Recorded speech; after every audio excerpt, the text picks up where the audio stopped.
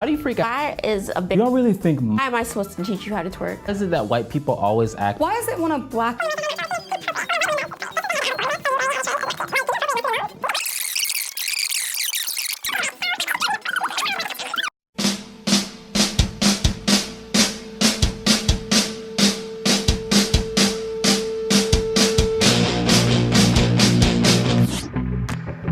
Why do you always make such horrible decisions in horror movies?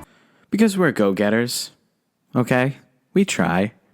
Why are you the first to die in horror movies? How do you freak out when black people are cast to play white fictional characters? I think freaking out would be a little bit of an over-exaggeration.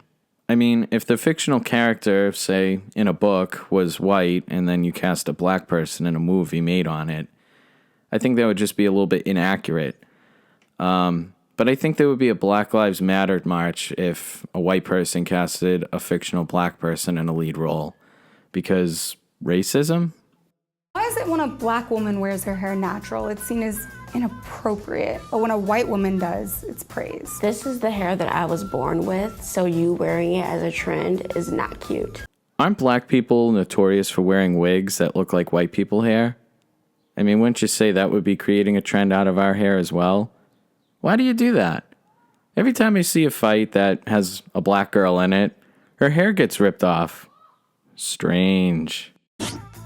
Why does talking about race make you feel so uncomfortable? Is it because you think that you'll be perceived as racist if you talk about race? The short answer would be yes, because any question a white person directs towards a black person is perceived as racist.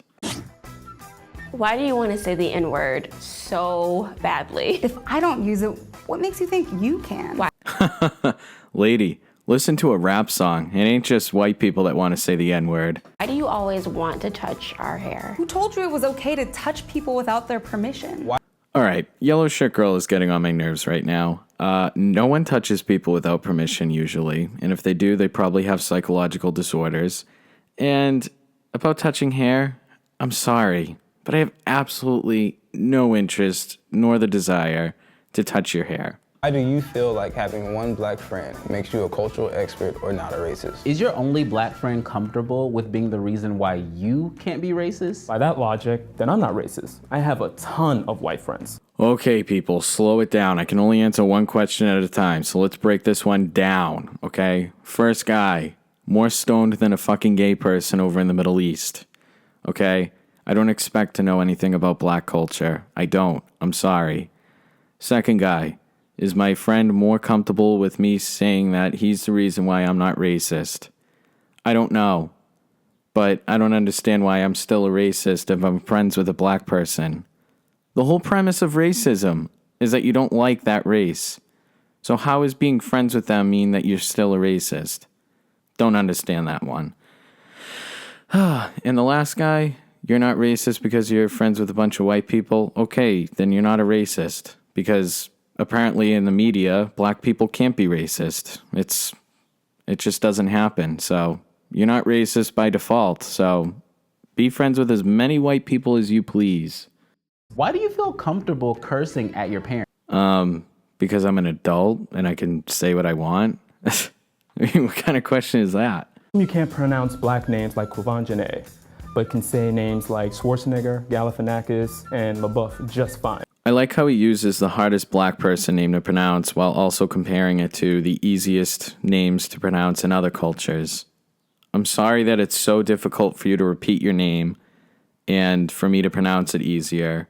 I can just give you zero respect and just call you by the wrong name, but I mean, I'm not classless, so we'll continue with the questions. Why do you feel like all lions' lives matter, but black lives don't? Why is a lion's life in Africa more important than the lives of black people here in America? What did Simba ever do for you? I get it. Lion King was an awesome movie. But so was Selma, and so was Malcolm X. I'm not even going to answer that question because that was probably the dumbest comparison I've ever heard in my life. But I will relay a question back to them. How come Black Lives Matter only matter when a cop is involved? But when it's black on black violence, all of a sudden, Black Lives Matter disappears. I mean, have you guys been to Chicago, Oakland, those types of inner cities? where black crime is rampant against black people? No, it doesn't matter. It's only when you're trying to push an agenda. Why is it so hard for you to acknowledge your privilege? Oh, yes, I am just basking in my white privilege. Oh, yes, I am, as we speak. But I wish you would understand your privilege. You're not living in the time that your great ancestors lived in, where they weren't allowed to go into that store or not allowed to sit in that seat. You're not. And I hate to tell you, but you're not the victim that you wish that you were. You're allowed to do anything that you want to do and anything that any white person can do. There was a question earlier in this video that was asking, how come when you have that one black friend that you all of a sudden know everything about black culture? This girl seems to know a lot about white privilege all of a sudden, but I know, it's just a dumb BuzzFeed video. Thank you all for watching, and I hope you enjoyed the video.